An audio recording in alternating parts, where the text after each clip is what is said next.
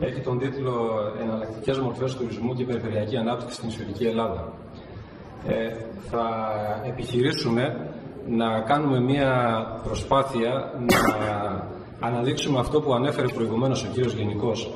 ότι πλέον το μοντέλο της ανάπτυξης το οποίο πρέπει να υιοθετηθεί και να ακολουθηθεί ιδιαίτερα από τα νησιά είναι αυτό της πολυτομεακής προσέγγισης ανάπτυξης, της πολυδραστηριότητας στον χώρο, της πολυαπασχόλησης των ανθρώπων, οι οποίοι αναπτύσσουν οικονομικές δραστηριότητες στα νησιά, έτσι ώστε να δημιουργήσουμε αυτό το σύνθετο μοντέλο, το οποίο δεν θα είναι τόσο ευάλωτο στην οποιαδήποτε οικονομική κρίση του ενός ή του άλλου τομέα. Εσφαλμένα λοιπόν στον μυαλό πολλών, οι εναλλακτικές μορφές τουρισμού είχαν ταυτιστεί, ιδιαίτερα στο παρελθόν, είτε με τις ανέξοδες διακοπές του Γάλλου φοιτητή, που κατεβαίνει με οτοστόπ από την πατρίδα του με ένα σακίδιο στην πλάτη, είτε επίσης εσφαλμένα και μονοδιάστατα, έχουν ταυτιστεί με τον οικολόγο εραστή της ερημικής παραλίας, που αδιαφορεί για τις ανέσεις ενός δωμάτιου ή τις γαστρονομικές απολαύσεις ενός εστιατορίου πεντάστερης ποιότητας.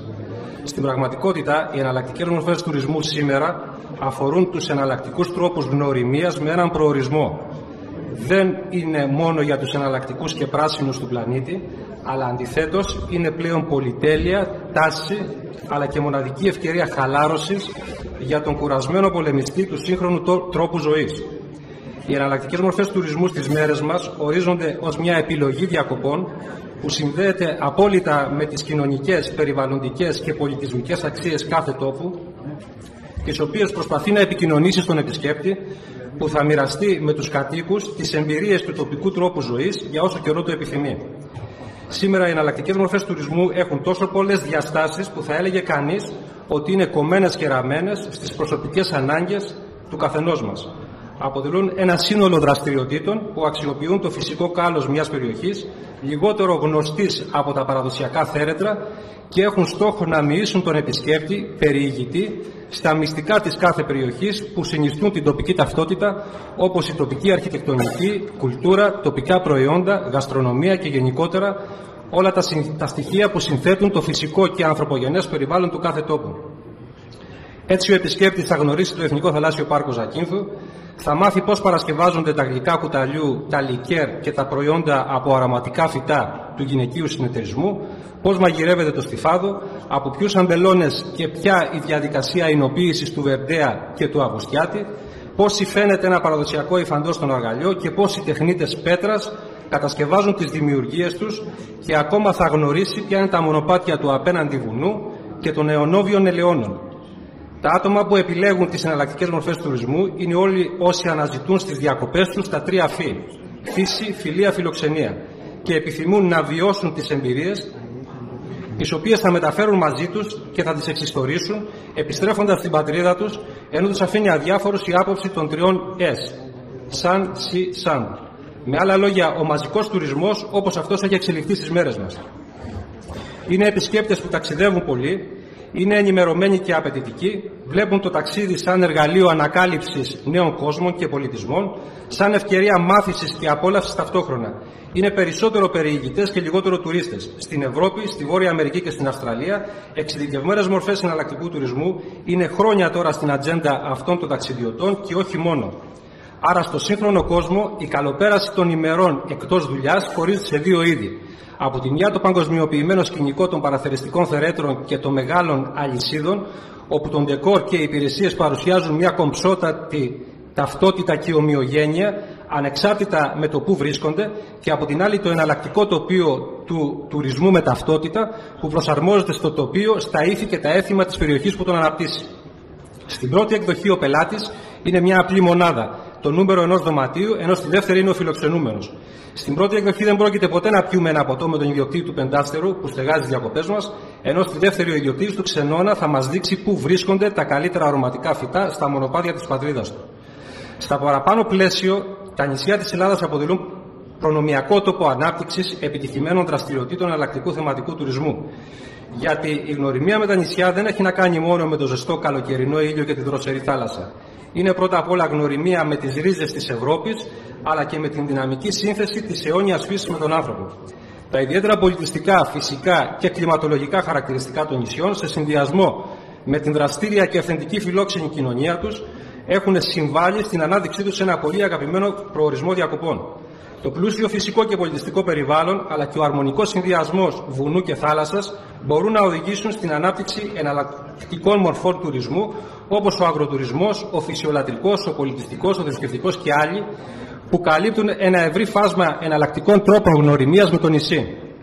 Στο πλαίσιο της συγκεκριμένης εισήγησης, όμως, δεν θεωρείται σκόπιμη η αναφορά σε κάθε μια από τις παραπάνω μορφές εναλλακτικού τουρισμού και των δυνατοτήτων που αυτές προσφέρουν. Θα επικεντρωθούμε σε εναλλακτικά προϊόντα που συνιστούν προτάσεις ολοκληρωμένων παρεμβάσεων και, κατά την άποψή μας, αναδεικνύουν την ιδιαίτερη τοπική ταυτότητα των νησιών.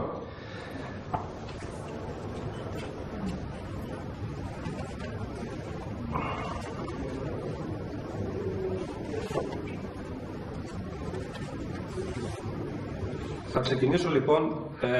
με τον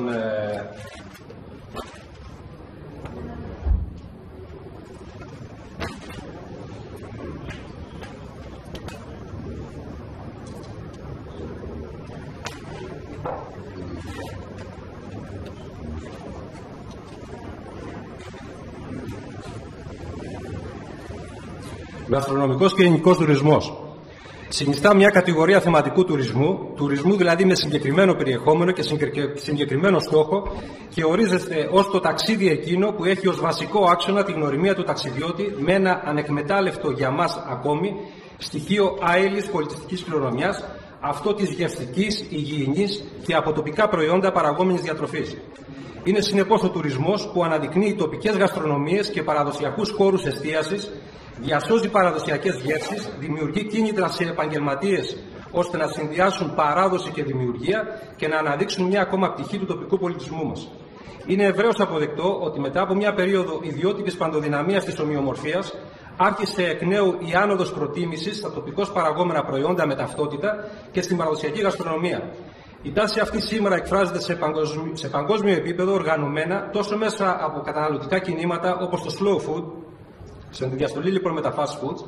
όσο και μέσω εργαλείων τοπικής ανάπτυξης όπως το Ευρωπαϊκό Δίκτυο Γαστρονομικής Κληρονομιάς και αξιόλογων προσπάθειων σε εθνικό επίπεδο όπως από την Ελληνική Ακαδημία Γεύσεων, την Ελληνική Λέσχη Γαστρονομίας και την Πρωτοβουλία Κέρασμα. Οι ακαδημαϊκοί που μελετούν τις εξελίξεις στην τουριστική αγορά συμφωνούν ότι μια από τις κυρίαρχες τάσεις στην ανάπτυξη του τουρισμού είναι η ένταξη της ίνογαστρονομίας στο τουριστικό προϊόν, καθώς σύμφωνα με στοιχεία του Παγκόσμιου Οργανισμού Τουρισμού, το 44% των τουριστών θεωρεί τις τοπικές γαστρονομικές συνήθειες ως ένα από τα κυρίαρχα κριτήρια επιλογής του προορισμού που θα επισκεφθεί. Όλες οι αναπτυγμένες χώρες της Ευρώπης έχτισαν την ανάπτυξή τους πάνω στην προώθηση της πολιτιστικής τους κληρονομιάς. Οι Ιταλοί και οι Γάλλοι έχτισαν μια ολόκληρη οικονομία πάνω στην παρμεζάνα και το καμαμπέρ, όταν εμείς δεν είχαμε καν σκεφτεί να κατοχυρώσουμε την ελληνική φέτα ως προϊόν με ονομασία προέλευσης. Συνεπώς, η ενσωμάτωση της τοπικής γαστρονομίας και των πολιτιστικών στοιχείων στο τουριστικό προϊόν ενισχύει την διαφοροποίηση και την αναγνωρισιμότητα και μπορεί να αποτελέσει σημείο αναφοράς για ένα νέου τύπου ολοκληρωμένο σχεδιασμό σε τοπικό επίπεδο. Με βάση τα παραπάνω, οι αρμόδιοι για θέματα αναπτυξιακής πολιτικής δημόσιοι φορείς θα μπορούσαν, σε συνεργασία με την ιδιωτική πρωτοβουλία και τον τοπικό πληθυσμό, να προωθήσουν το σχεδιασμό και την υλοποίηση δράσεων για την ανάπτυξη και ανάδειξη του συγκεκριμένου τουριστικού προϊόντος. Ειδικότερα προτείνεται η δημιουργία ινογαστρονομικών διαδρομών που θα περιλαμβάνουν όλα τα σημεία γαστρονομικού και εινολογικού ενδιαφέροντος, όπως παραδοσιακά εργαστήρια τοπικών δεσμάτων και προϊόντων, γυναικείους και κλαδικούς συνεταιρισμούς, χώρους παραγωγής και μεταποίησης τοπικών πρώτων υλών, επισκέψιμα εινοποιεία, παραδοσιακές ταβέρνες και καφενεία, αγροτουριστικά καταλύματα τοπικών επώνυμων προϊόντων. Η επιλογή των σημείων θα γίνει βάση προδιαγραφών και ποιοτικών κριτηρίων με τη δημιουργία των τοπικών συμφώνων ποιότητας, ώστε να διασφαλιστεί η συνολική ποιότητα της ενέργειας και τα σημεία αυτά να λειτουργήσουν ως πρεσβευτές του νησιού στην εγχώρια και ξένη τουριστική αγορά.